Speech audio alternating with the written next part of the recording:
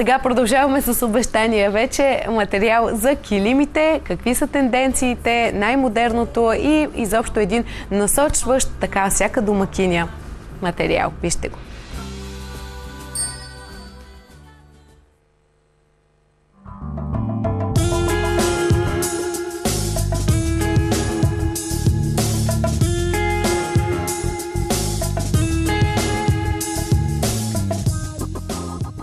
Килимът от столетие е постоянен атрибут в нашия бит. Появява се в древността, но и днес е неизменна част от интериора ни.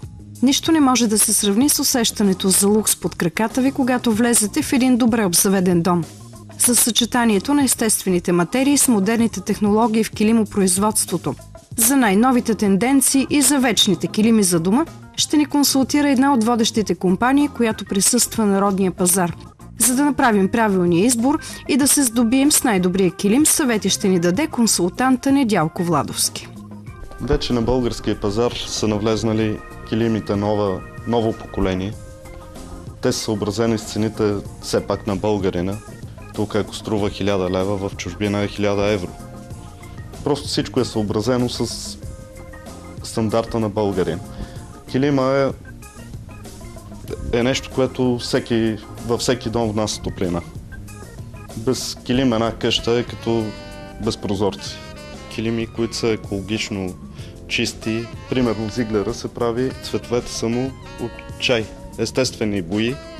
Материала е вълна, полипропилен, други килими, които са нова технология.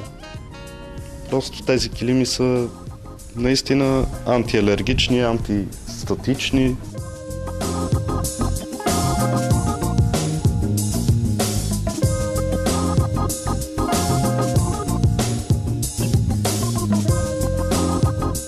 Най-новото на пазара е модерен дизайн, изискано качество.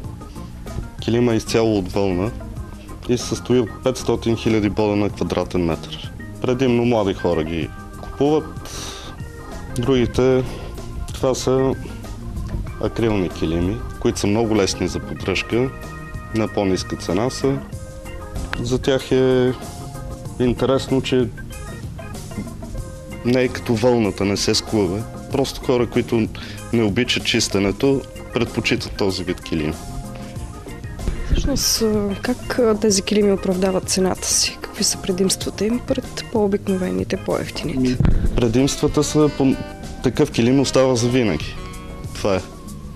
Докато по-евтиният килим трае година, 2-3 и след това се заменя. Износва се и се заменя.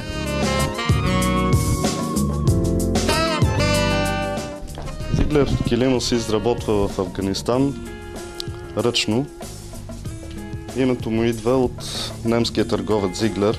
Той първи е карал в Европа този вид килим. Изработва се с години. Има 1 200 000 бода на квадратен метър. Най-интересното е, че Зиглер килима колкото повече се тъпче, толкова по-хубав става. Това е нещо като златото. То си вдига цената, не си губи нито качеството, нито парите.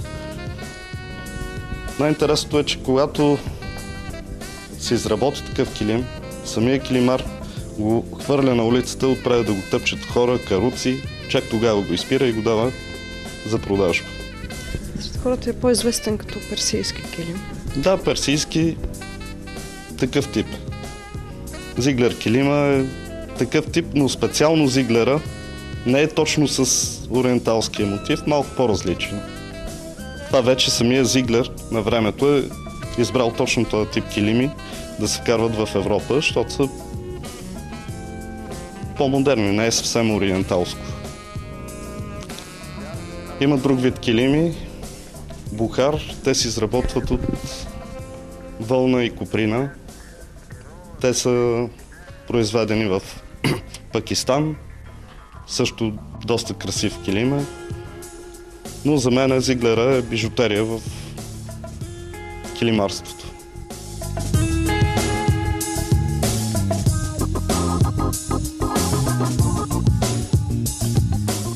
Килимите Дисни са изработени по технология, която е антиалергична за деца.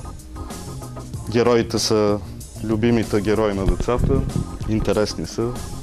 Родителите се закласват повече от самите деца по тях.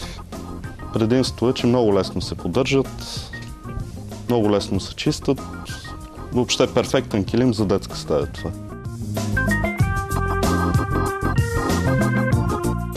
Килимът шаги е предпочитан от по-млада аудитория. Това примерно е ръчно шаги, изработено в Индия. Младежта си купува доста често, възрастните хора не. Те предпочитат тип персийски килими.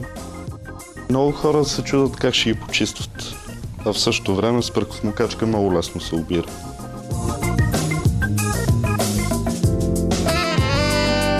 Новата тенденция при мокетите е, че са шумоизолиращи, антистатични, антисептични и незапалими. Това е вече по европейски изисквания. Вече при тях може да се сложи и отделна подложка за шумоизолация и за по-меко ходене.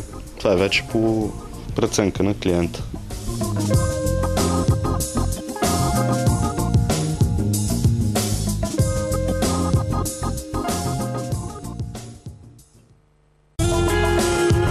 Дом без килими е като дом без прозорци.